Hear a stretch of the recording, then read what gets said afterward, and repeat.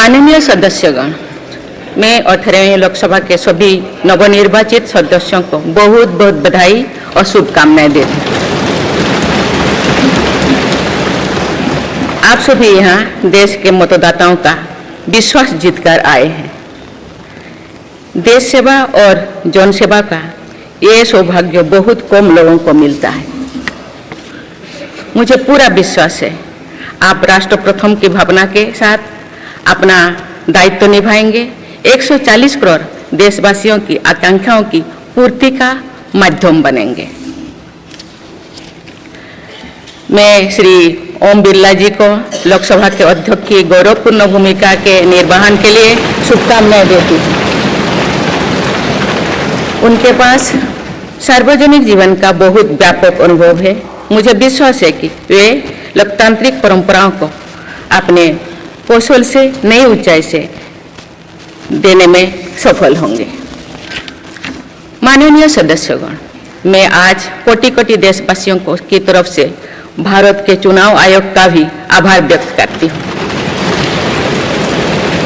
ये दुनिया का सबसे बड़ा चुनाव था। करीब 64 करोड़ मतदाताओं ने उत्साह और उमंग के साथ अपना कर्तव्य निभाया है। इस बार भी महिलाओं ने बढ़ चढ़कर मतदान में हिस्सा लिया है। इस चुनाव की बहुत सुखद तस्वीर जम्मू कश्मीर में भी सामने आए हैं।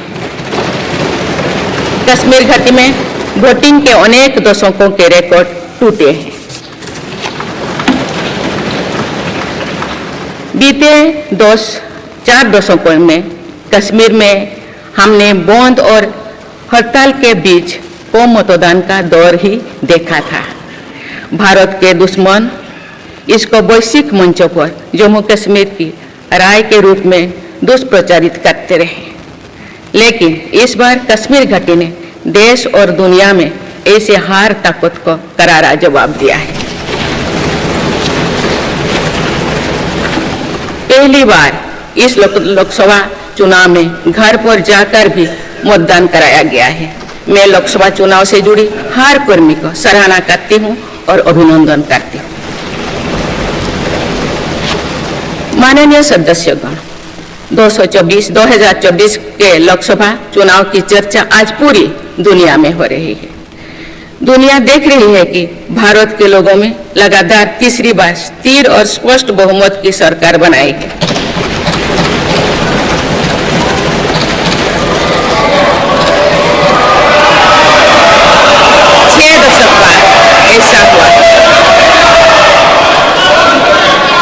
छह दशक बाद ऐसा हुआ है। ऐसा समय में जो भारत के लोगों की आकांक्षाएं सर्वोच्च स्तर पर है, लोगों ने मेरी सरकार पर लगातार तीसरी बार भरोसा जताया है।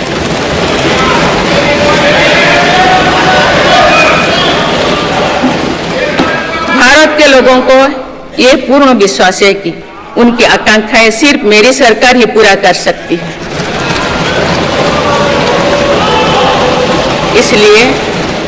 इसलिए 2024 का ये चुनाव नीति, नियत, निष्ठा और निर्णयों पर विश्वास का चुनाव रहा है। मजबूत और निर्णायक सरकार में विश्वास, सुशासन, स्थिरता और निरंतरता में विश्वास, ईमानदारी और कड़ी मेहनत में विश्वास, सुरक्षा और समृद्धि में विश्वास, सरकार की गारंटी और डिलीवरी पर विश्वास, विकसित भारत के संकल्प में विश्वास।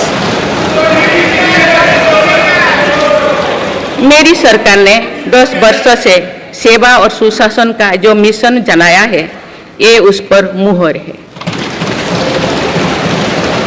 ये जनादेश है कि भारत की विकसित बनाने का काम बिना रुके चलता रहे और भारत अपने लक्ष्यों की प्राप्ति करते रहे।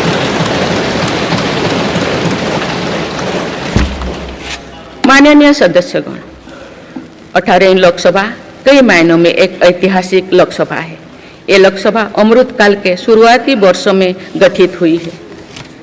ये लोकसभा देश के संविधान को अपनाने के 75वें वर्षों की भी साक्षी बनेगी। मुझे विश्वास है कि इस लोकसभा में जन कल्याण के फसलों का नवीन अध्याय लिखा जाएगा। आगामी सत्रों में मेरी सरकार अपने इस कार्यकाल का पहला बजट पेश करने जा रही है। ये बजट सरकार की दूरगामी नीतियों और फ्यूचरिस्टिक विजन का एक प्रभावी दस्तावेज होगा। इस बजट में बड़े आर्थिक और सामाजिक निर्णयों के साथ ही अनेक ऐतिहासिक कदम भी देखने को मिलेंगे। भारत के तेज विकास की जन आकांक्षाओं का पूरा करने के लिए रिफॉर्म्स की गति अब और तेज की जाएगी। मेरी सरकार का मत है कि दुनिया भर में निवेशकों को आकर्षित करने के लिए राज्यों में स्वस्थ स्पर्धा हो। यही कॉम्पिटिटिव कोऑपरेटिव फेडरलिज्म की सच्ची स्पिरिट है। राज्यों के विकास से देश का विकास, इसी भावना के साथ हम आगे बढ़ते रहेंगे।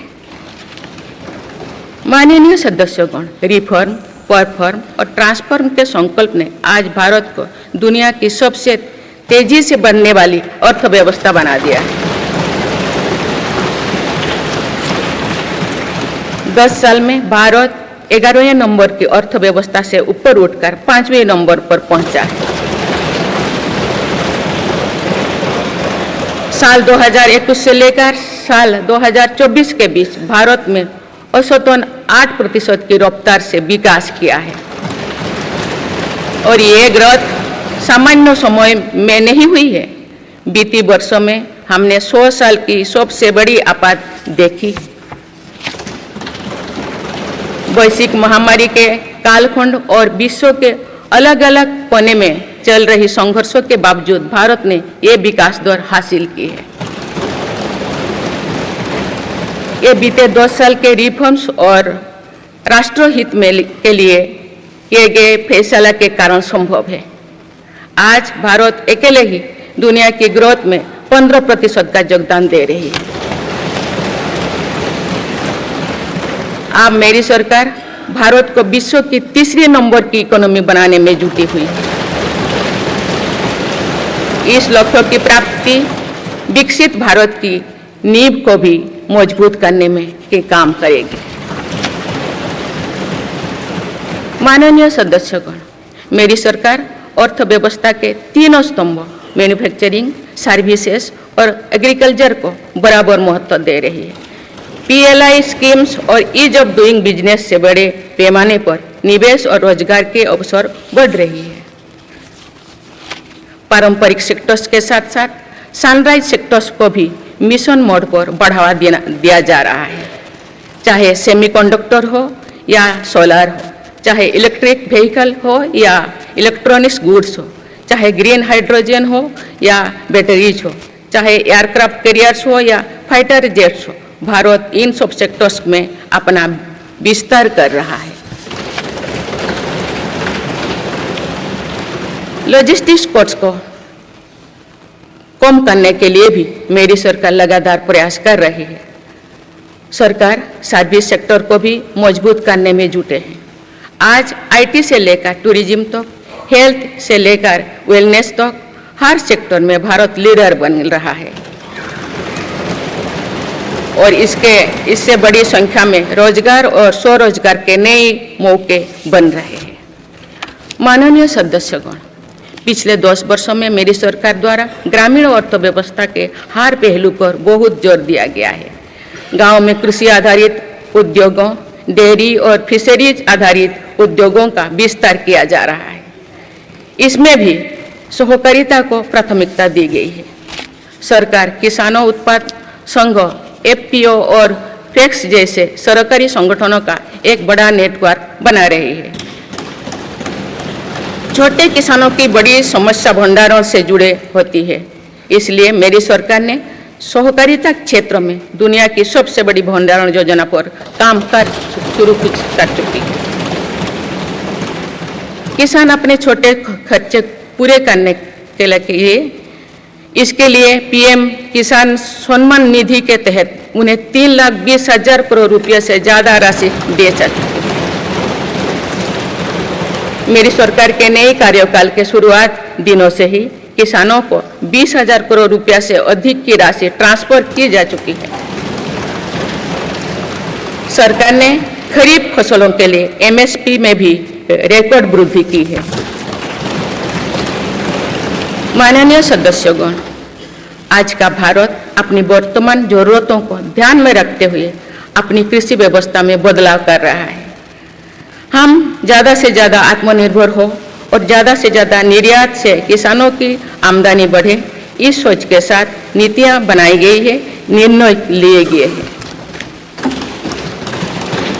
जैसे भारत दलहन और तिलहन में दूसरे देशों पर निर्भरता कम करने के लिए देश के किसानों को हर संभव मदद दे रहे हैं।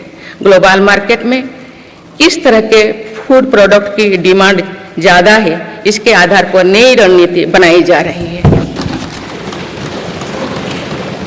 आजकल ऑर्गेनिक उत्पादों को लेकर दुनिया में डिमांड तेजी से बढ़ रही है। भारत के किसानों के पास इस डिमांड को पूरा करने के पूरा भरपूर क्षमता है। इसलिए सरकार प्राकृतिक खेती और इससे जुड़ी उत्पादों की सप्लाई चेन को सशक्त कर रही है। ऐसे प्रयासों से किसानों का खेती पर होने वाला खर्च भी कम होगा और उनकी आय भी और बढ़ेगी।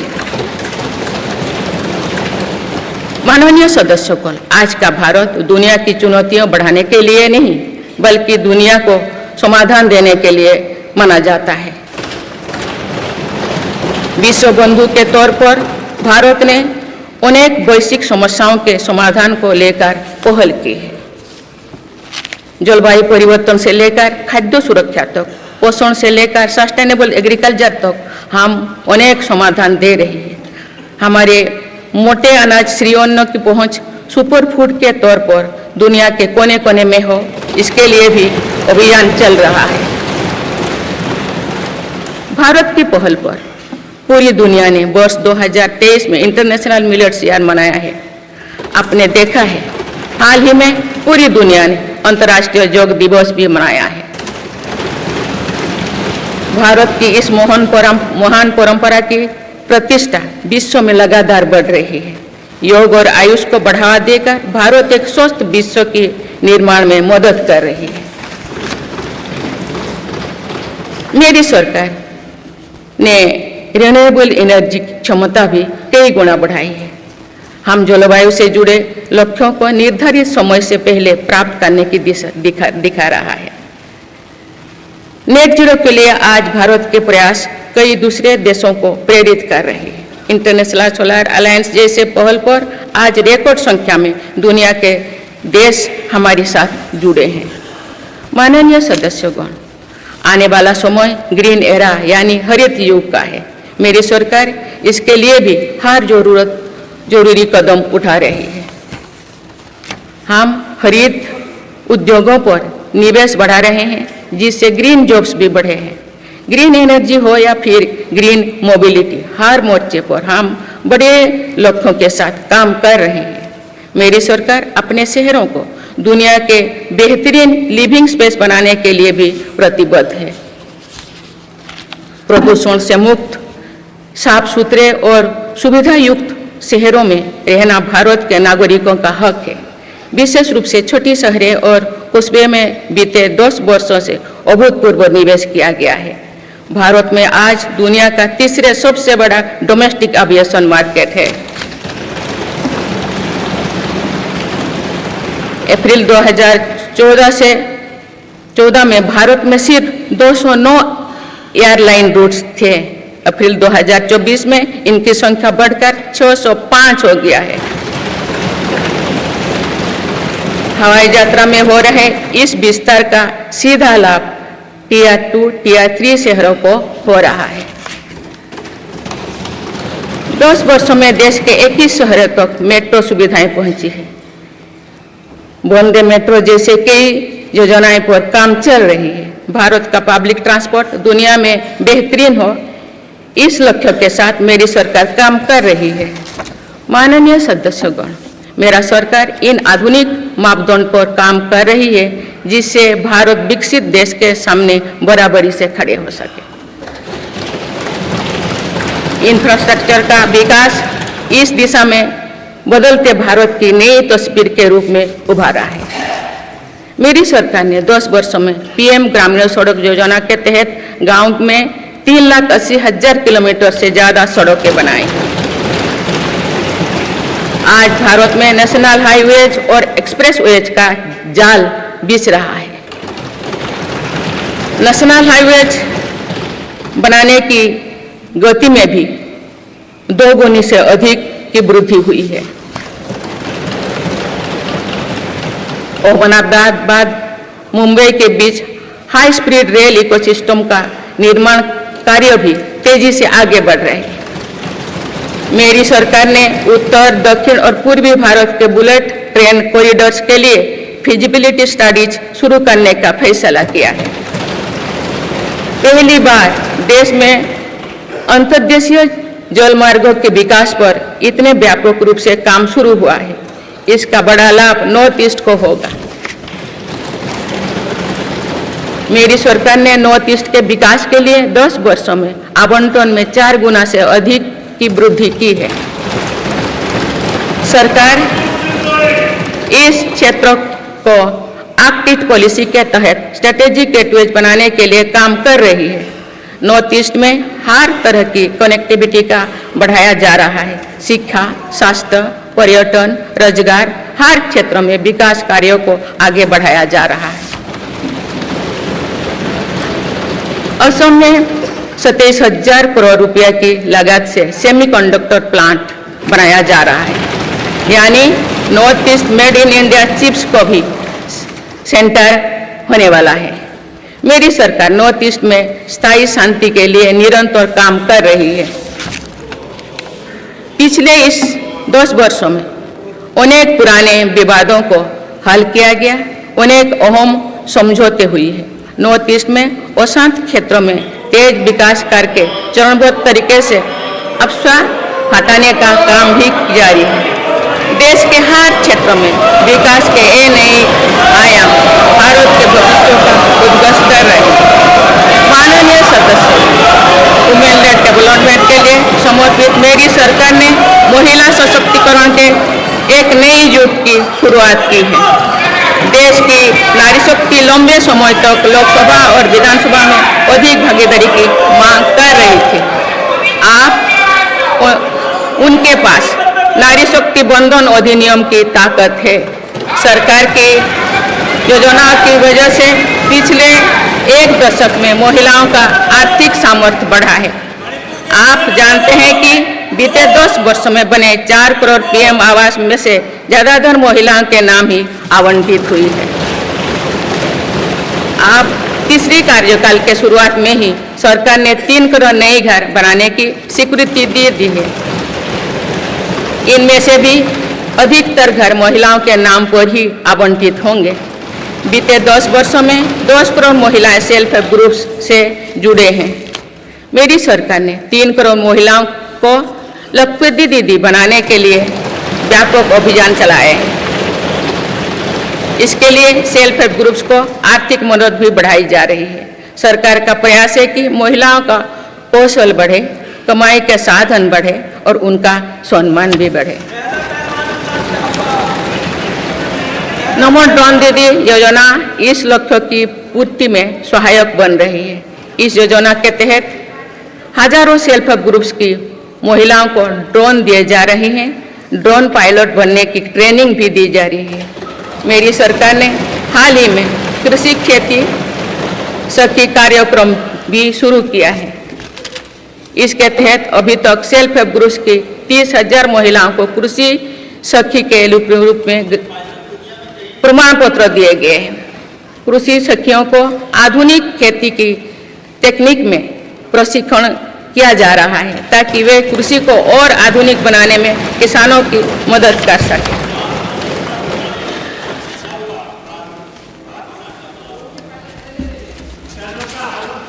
माननीय सदस्यगण, मेरी सरकार का ये भी प्रयास है कि महिलाएं अधिक से अधिक बचत कर सके। बैंक खातों में जमा राशि पर बेटियों को ज़्यादा ब्याज देने वाला सुकन्या समृद्धि योजना की लोकप्रियता से हम परिचित हैं।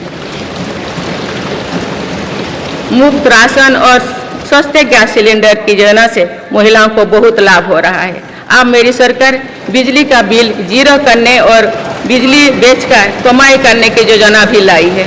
पीएम सूर्यघर मुफ्त बिजली योजना के तहत घर की छत पर सोलर पैनल लगाए जा रहे हैं।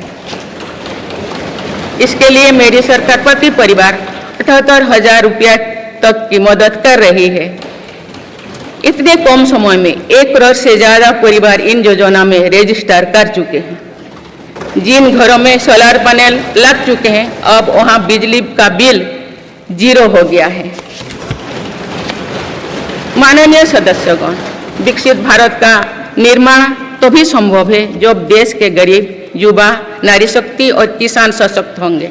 इसलिए मेरी सरकार की योजनाओं में सर्वोच्च प्राथमिकता इन्हीं 4 स्तंभों को दी जा रही है।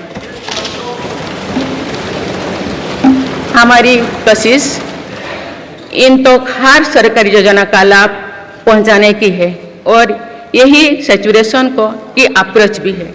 जो भारत इस इच्छा शक्ति के साथ काम कर रही है कि सरकारी योजना से एक भी व्यक्ति छूटे नहीं, तो इसका लाभ सभी को होता है।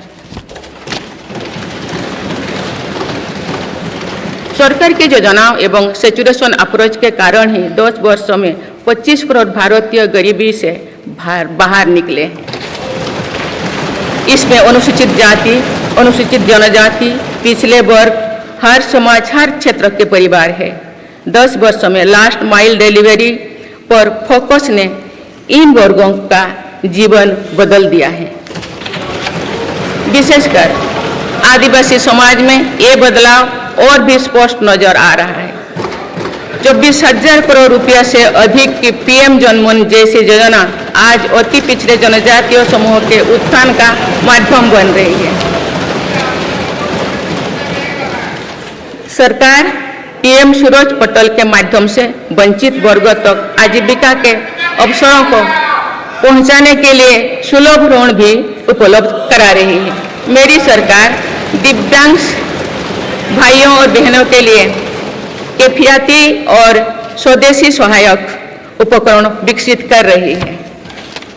देश भर में प्रधानमंत्री दिव्याशा केंद्रों का भी विस्तार किया जा रहा है। वंचितों की सेवा का ये संकल्प ही सच्चा सामाजिक न्याय है।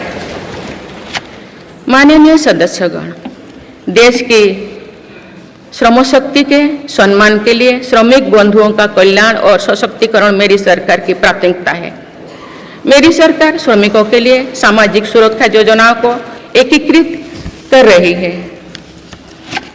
डिजिटल इंडिया तथा डाकघरों के नेटवर्क का उपयोग करके दुर्घटना और जीवन बीमा के कवरेज को बढ़ाने का काम हो रहा है।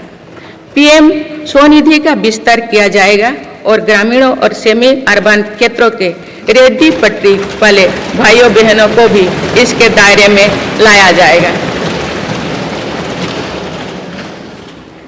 माननीय सदस्यगण, बाबा साहेब डॉक्टर भीमराव अंबेडकर का मानना था कि किसी भी समाज की प्रगति समाज के निचले तबके की प्रगति पर निर्भर करती है। पिछले 10 वर्षों में राष्ट्र की उपलब्धियों और विकास का आधार गरीब का सशक्तिकरण रहा है। मेरी सरकार ने पहली बार गरीब को ये एहसास करवाया कि सरकार उनकी सेवा में है। कोरोना के कठिन समय में सरकार ने 80 करोड़ लोगों को मुफ्त राशन देने के लिए पीएम गरीब कल्याण अन्न योजना शुरू की। इस योजना का लाभ उन परिवारों को भी मिल रहा है जो गरीबी से बाहर निकले हैं, ताकि उनके कदम वापस पीछे ना जाए। स्वच्छ भारत अभियान में भी गरीब के जीवन की गरिमा से लेकर उसके स्वास्थ्य तक का राष्ट्रीय महत्व का विषय बनाया है। पहली बार देश में करोड़ों गरीबों के लिए शौचालय बनाया गया है। ये प्रयास हमें आश्वस्त करते हैं कि देश आज महात्मा गांधी के आदर्शों का सच्चे अर्थों में अनुसरण कर रहा है। मेरी सरकार 55 करोड़ लाभार्थियों को आयुष्मान भारत योजना के तहत मुफ्त स्वास्थ्य सेवाएं भी उपलब्ध करवाए हैं। देश में 25,000 जन औषधि केंद्रों को खोलने का काम भी तेजी से चल रहा है। आप इस क्षेत्र में सरकार एक और निर्णय लेने जा रही है। आप आयुष्मान भारत योजना के तहत मुफ्त इलाज का लाभ 70 वर्षों से अधिक उम्र के सभी बुजुर्गों को भी मिलेगा। माननीय सदस्यगण, अक्सर विरोधपूर्वक मानसिकता और संकीर्ण स्वार्थ के कारण लोकतंत्र की मूल भावना का बहुत अहित हुआ है। इसका प्रभाव संसदीय प्रणाली पर भी पड़ता है और देश की विकास यात्रा पर भी पड़ता है। देश में कई दशकों तक अस्थिर सरकार के दौर में कई सरकारें चाहते हुए भी ना रिफॉर्म कर पाए और न ही आवश्यक निर्णय ले पाए। भारत की जनता ने निर्णायक बनकर इस स्थिति को बदला है। बीते 10 वर्षों में ऐसे अनेक रिफॉर्म्स हुई है जिनका बहुत लाभ देश को आज मिल रहा है।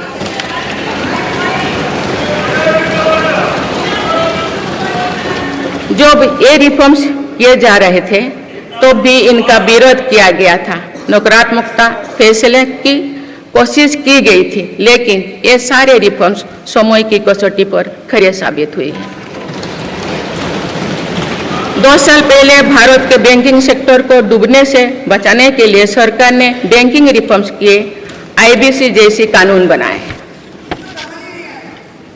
आज इन्हीं रिफॉर्म्स ने भारत के बैंकिंग सेक्टर को दुनिया के सबसे मजबूत बैंकिंग सेक्टर में से एक बना लिया। हमारे सार्वजनिक क्षेत्र के बैंक आज मजबूत और लाभदायक है। सार्वजनिक क्षेत्र के बैंकों के लाभ 2023-24 में 1.4 लाख करोड़ रुपये को पार कर गया, जो पिछले वर्षों की तुलना में 35% अधिक है। हमारे बैंकों की मजबूती उन्हें ऋण आधार का विस्तार करने और राष्ट्र के आर्थिक विकास में योगदान करने के लिए सक्षम बनाती है। सरकारी बैंकों का एनपीए भी लगातार कम हो रही है। आज एसबीआई रिकॉर्ड मुनाफे पर है। आज एलआईसी पहले से कहीं अधिक मजबूत है। आज एचएएल भी देश की डिफेंस इंडस्ट्री को ताकत दे रही है। आज जीएसटी भारत की इकोनॉमी को फॉर्मलाइज करने का, व्यापार कारोबार को आसान बनाने का माध्यम बना रहे हैं। अप्रैल महीने में पहली बार जीएसटी कलेक्शन ने 2 लाख करोड़ रुपये का स्तर पार कर गया है। इससे राज्यों की आर्थिक ताकत भी बढ़ी है। डिजिटल इंडिया और डिजिटल पेमेंट्स के प्रति भी आज पूरा विश्व आकर्षित हो रही है।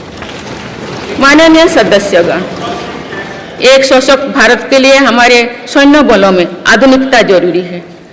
युद्ध की स्थिति में हम सर्वश्रेष्ठ रहें, इसके लिए सेनाओं में रिफॉर्म्स की प्रक्रिया निरंतर जारी रहनी चाहिए। इसी सोच के साथ मेरी सरकार ने बीते 10 वर्षों में डिफेंस सेक्टर में अनेक रिफॉर्म्स किए हैं। जीडीएस जैसे रिफॉर्म्स ने हमारी सेनाओं को नई मजबूती दी है। मेरी सरकार ने डिफेंस सेक्टर को आत्मनिर्भर बनाने के कई महत्वपूर्ण कदम उठाए हैं। ऑर्डिनेंस फैक्ट्रीज के रिफॉर्म से डिफेंस सेक्टर को बहुत लाभ हुआ है। 40 से अधिक ऑर्डिनेंस फैक्ट्रीज को 7 निगमों में संगठित करने से उनकी क्षमता और दक्षता दोनों बढ़ी है। ऐसे ही रिफॉर्म्स के कारण भारत आज 1 लाख करोड़ रुपये से अधिक की डिफेंस मैन्युफैक्चरिंग कर रहा है। पिछले एक दशक में हमारे डिफेंस एक्सपोर्ट 18 गुना अधिक होकर 21,000 करोड़ रुपया तक पहुंच चुका है। फिलीपींस के साथ ब्रह्मास मिसाइल का रक्षा सौदा डिफेंस एक्सपोर्ट के क्षेत्र में भारत की पहचान मजबूत कर रहा है। सरकार ने युवाओं और उनके स्टार्टअप्स को बढ़ावा देकर आत्मनिर्भर डिफेंस सेक्टर की मजबूत नींव तैयार की है। मेरी सरकार उत्तर प्रदेश और तमिलनाडु में 2 डिफेंस कॉरिडोर्स भी विकसित कर रही है। हम सभी के लिए एक खुशी की बात है कि पिछले वर्ष हमारी सैन्य जरूरतों की लगभग 70% खरीद भारतीय उद्योगों से ही की गई है। हमारी सेनाओं ने 500 से अधिक सैन्य साजो सामान को विदेशों में नहीं मंगाना तय किया है। ये सभी हथियार और उपकरण अब सिर्फ भारतीय कंपनियों से ही खरीद की जाएगी। मेरी सरकार ने सैनिकों के हितों को भी हमेशा प्राथमिकता दी है। तभी 4 दशक के बाद वन रैंक वन पेंशन को लागू किया गया है। इसके तहत अब तक 1,20,000 करोड़ रुपया दिए जा चुके हैं।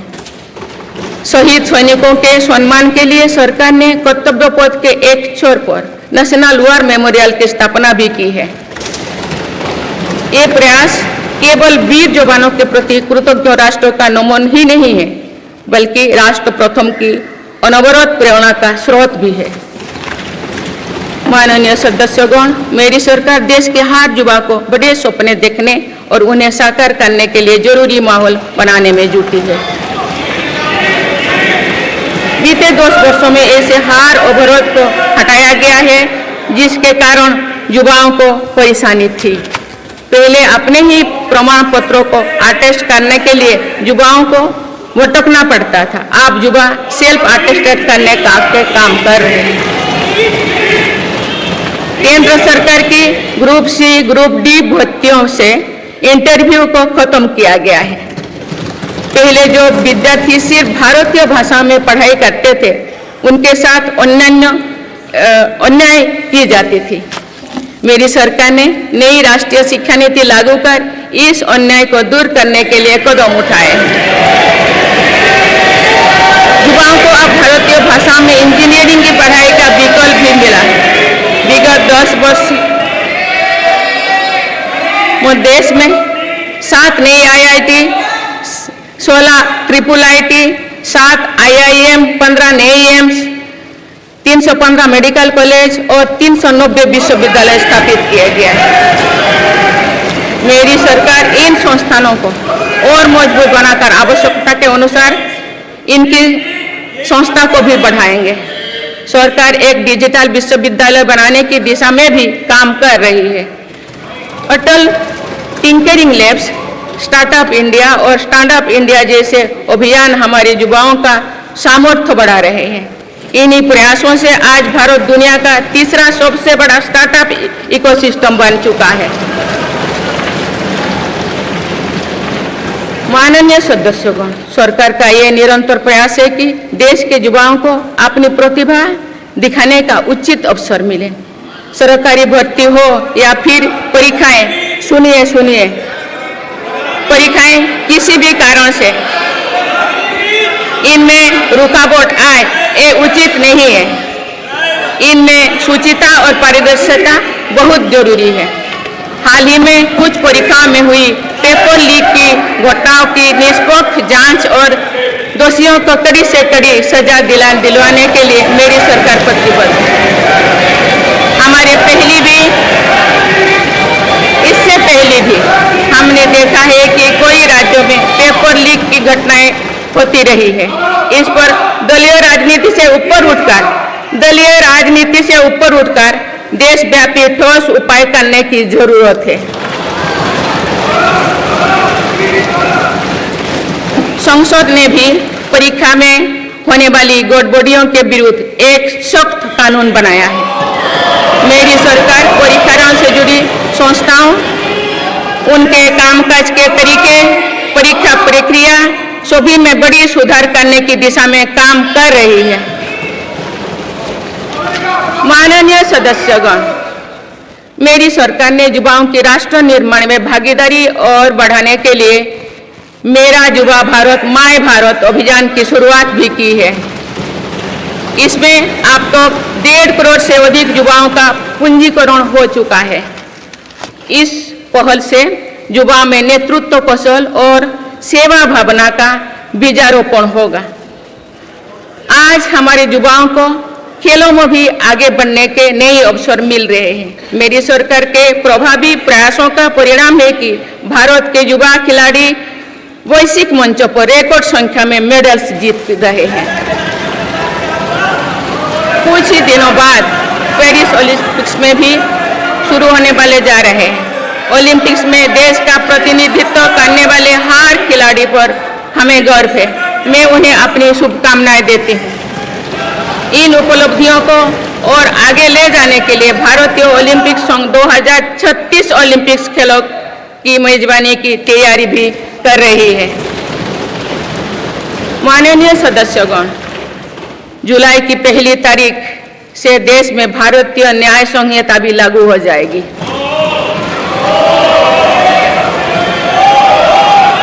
अंग्रेजी राज में गुलामों को दौड़ देने की मानसिकता थी। दुर्भाग्य से आजादी के अनेक दशकों तक गुलामी के दौर की यही दंड व्यवस्था चलती रही। इसे बदलने की चर्चा अनेक दशकों से की जा रही थी, लेकिन ये साहस भी मेरी सरकार ने ही करके दिखाए हैं। अब दंड की जगह न्याय को प्राथमिकता होगी, जो हमारे संविधान की भी भावना है। इन नई कानूनों से न्याय प्रक्रिया में तेजी आएगी। आज जो विदेश अलग अलग क्षेत्रों में गुलामी की मानसिकता से मुक्त पा रहे हैं, तो ये उस दिशा में बहुत बड़ा कदम है और ये हमारे स्वतंत्रता सेनानियों की सच्ची श्रद्धांजलि भी है। मेरा सरकार ने सीएए कानून के तहत शरणार्थियों को नागरिकता देना शुरू कर दिया है। इससे बंटवारे से पीड़ित अनेक परिवारों के लिए सम्मान का जीवन जीना तय हुआ है। जिन परिवारों को सीएए के तहत नागरिकता मिली है, मैं उनके बेहतर भविष्य की कामना करती हूँ।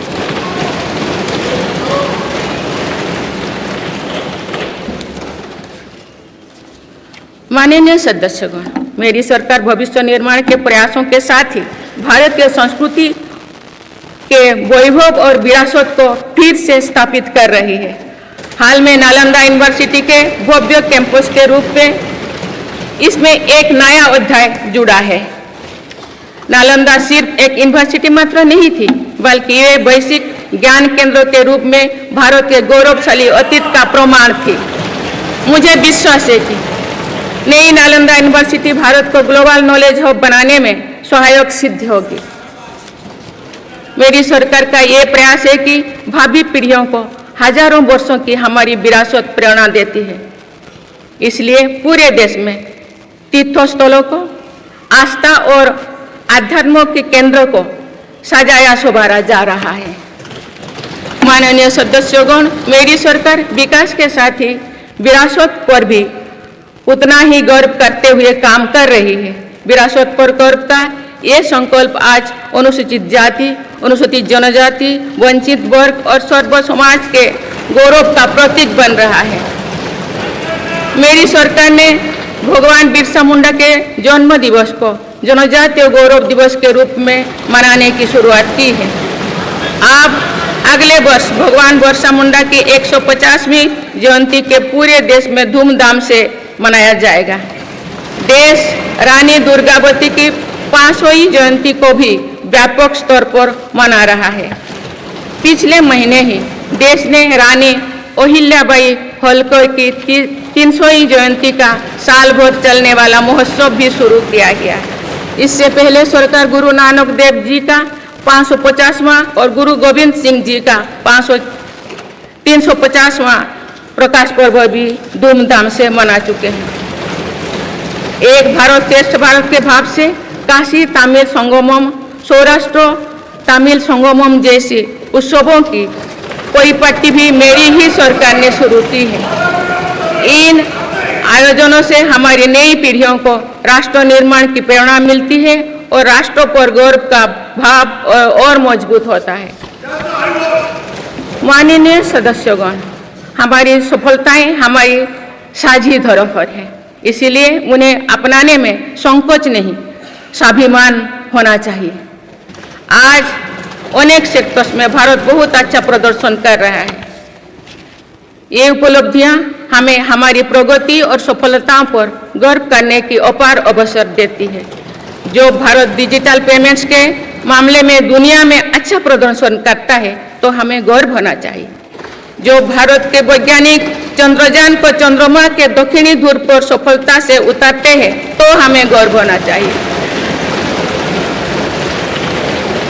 जो भारत दुनिया की सबसे तेज बढ़ती इकोनॉमी बनता है तो हमें गर्व होना चाहिए। जो भारत इतना बड़ा चुनाव अभियान बिना बड़ी हिंसा और अराजकता से पूरा कराए तो भी हमें गर्व होना चाहिए।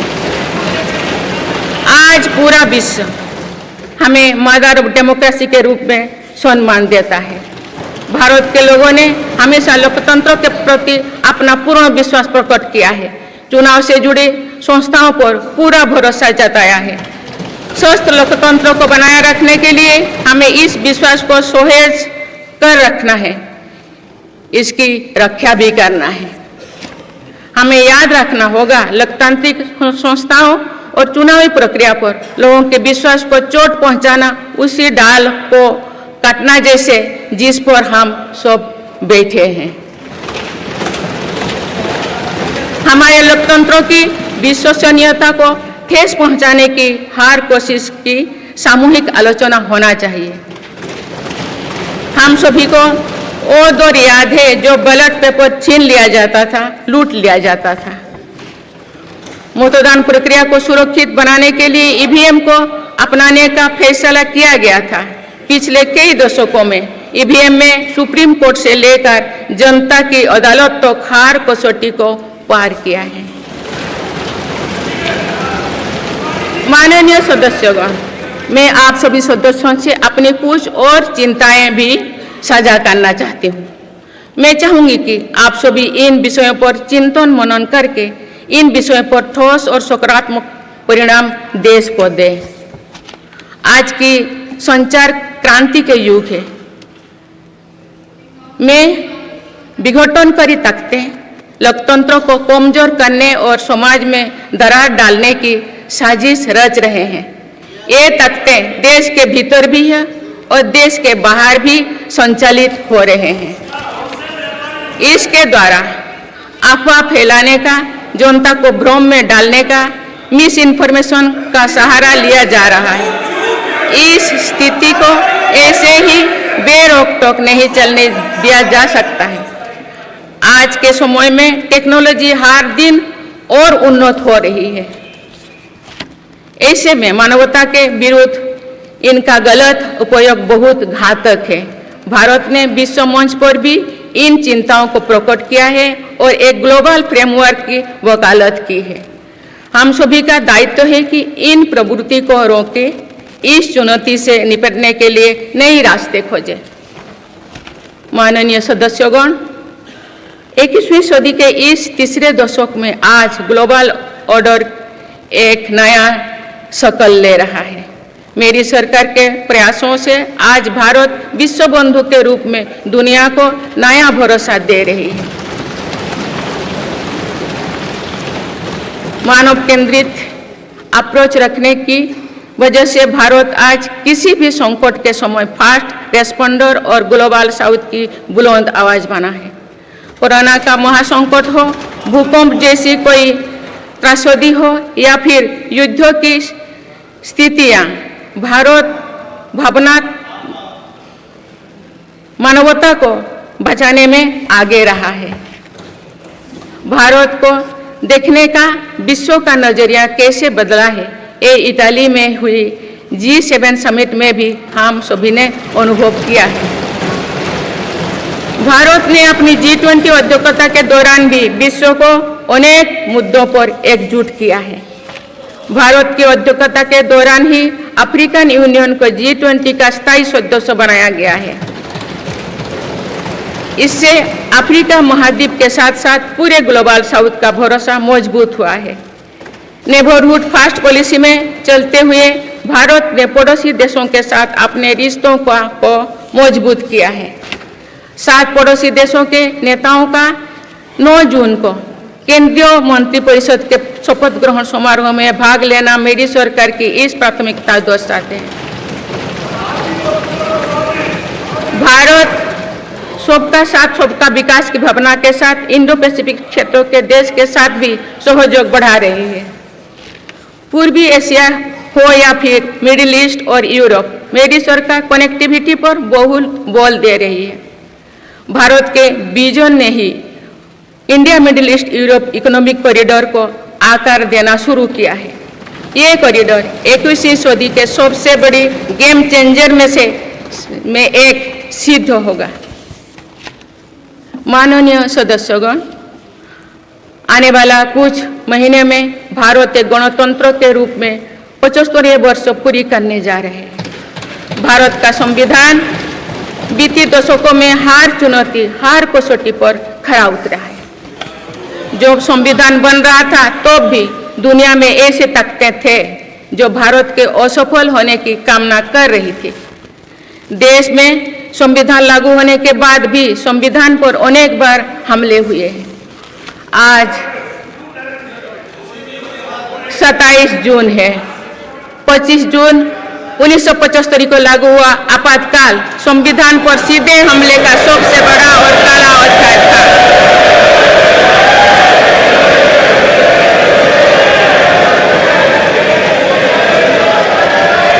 तो पूरे देश में हाहाकार मच गया था, लेकिन ऐसी असंवैधानिक ताकतों पर देश ने विजय प्राप्त करके दिखाया, क्योंकि भारत के मूल में गणतंत्र की परंपराएं रही है। मेरी सरकार भी भारत के संविधान को सिर्फ राजकाज का माध्यम भर नहीं मानती, बल्कि हमारा संविधान जन चेतना का हिस्सा हो, इसके लिए हम प्रयास कर रहे हैं। इसी ध्येय के साथ मेरी सरकार ने 26 नवंबर को संविधान दिवस के रूप में मनाना शुरू किया है।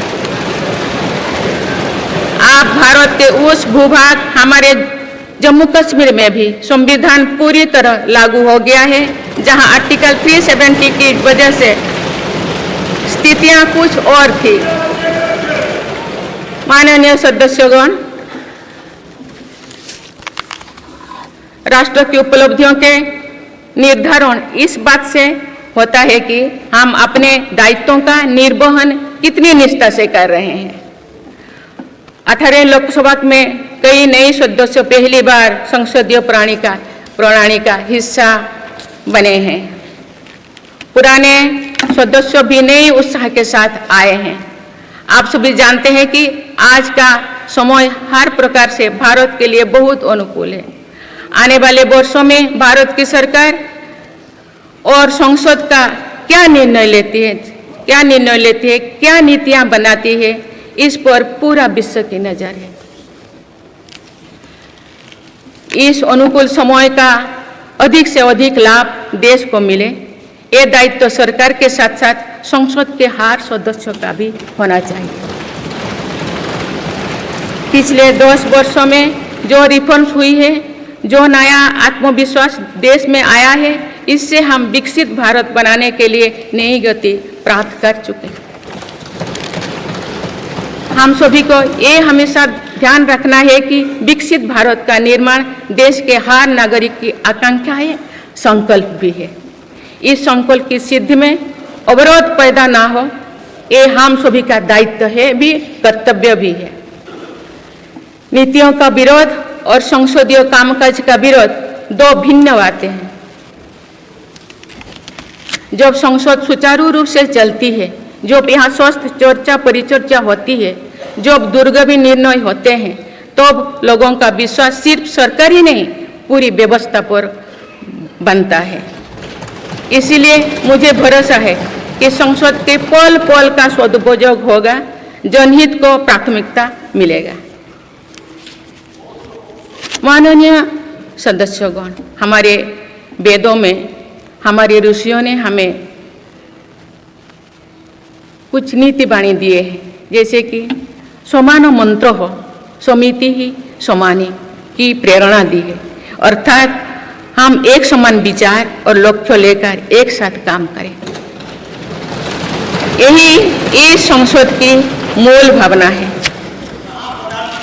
इसलिए जब भारत तीसरी नंबर की इकोनॉमी बनेगा, तो देश की इस सफलता में आपकी भी सहभागिता होगी। हम जो 2027 में आज़ादी की शताब्दी का उत्सव विकसित भारत के रूप में मनाएंगे, तो इस पीढ़ी को भी श्रेय मिलेगा।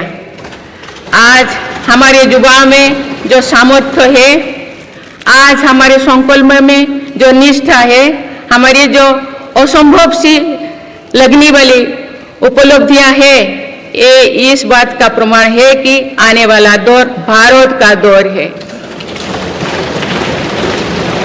ये सदी भारत की सदी है और इसका प्रभाव आने वाली 1000 वर्षों तक रहेगा।